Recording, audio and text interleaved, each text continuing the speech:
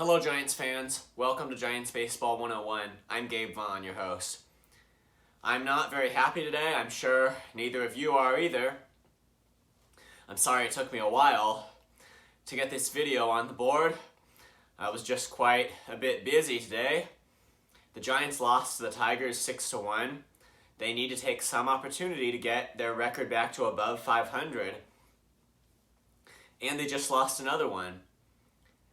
And Logan Webb was bad again today. He gave up 6 runs.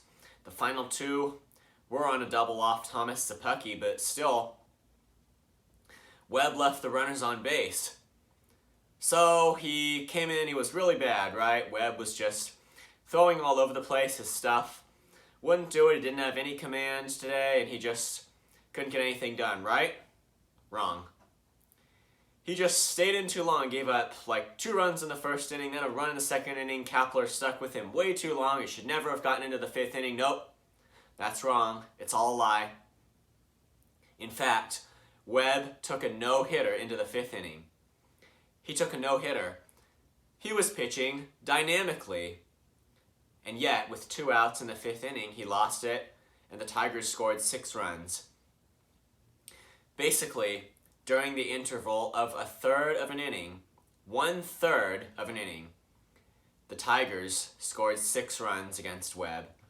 That was the difference between Webb hanging on to his game and not hanging on to it. 6 runs.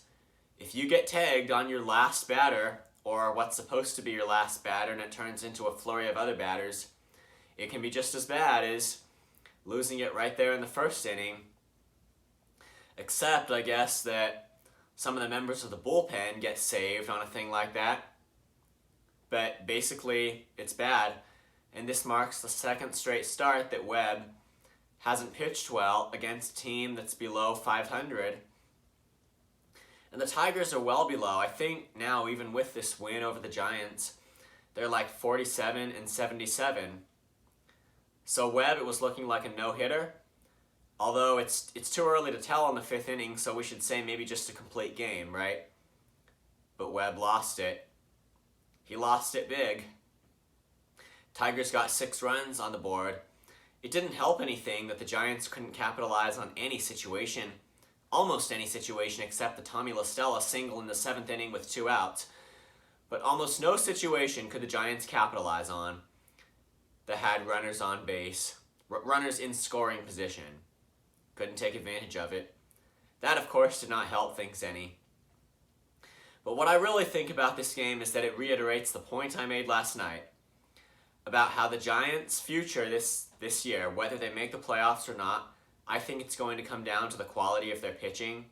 I think their season's going to live or die that way. And Logan Webb is a pitcher that I have to say we count on. He and Carlos Rodon, we can't have poor starts from them. That's just bad. That cannot happen. We count on Rodon and Webb. They're a huge part, mathematically, of the Giants team and of the Giants' value as a team this year. And that's what's wrong with days like this. And Webb would have had 1 more out to get in the 5th inning to hold it scoreless. Then he would have stayed on in the 6th, and maybe he would have settled in. I mean, you sit out for a half inning as your team tries to get runs on the board. Whether they succeed or not, you've had some time to rest. I think had Webb gotten out of the 5th, he maybe would have settled in, but it didn't happen. He lost it at the last minute, and it cost the Giants. So basically that is the problem with this game. That's the issue. It's that Webb lost it with 2 outs. The Tigers blew it open, scoring 6 runs. After this, the Giants will have more interleague play starting on Friday. I'm assuming it's a 3-game series against the Twins in Minnesota. And it's got to go well. I don't know what else I can say here. Giants need to take some kind of an opportunity to get back above 500 because they're not in a good spot in the wild card race. They're in a possible spot if they can win and if their pitchers can throw with what they're really worth to the team. And Webb, he appeared to be doing that, but that's always just a bad thing when a starter falls off his performance just falls off at the last minute and he can't throw quality pitches to get, in this case, it was one more out. But the Tigers got 4, then Thomas Szapucki came in, gave up a double. Both runners Webb had allowed on base. So it's just a bad day today for the Giants. Don't know what else you can call it. The rest of the season will, I think, ultimately be decided by their pitching.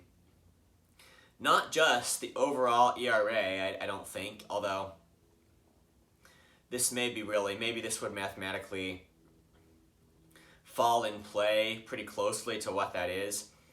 Not just overall, but situationally, how do they pitch with runners on? How do they do in high leverage situations? And can they hold the leads? I think it's just the basic aspect of pitching like that.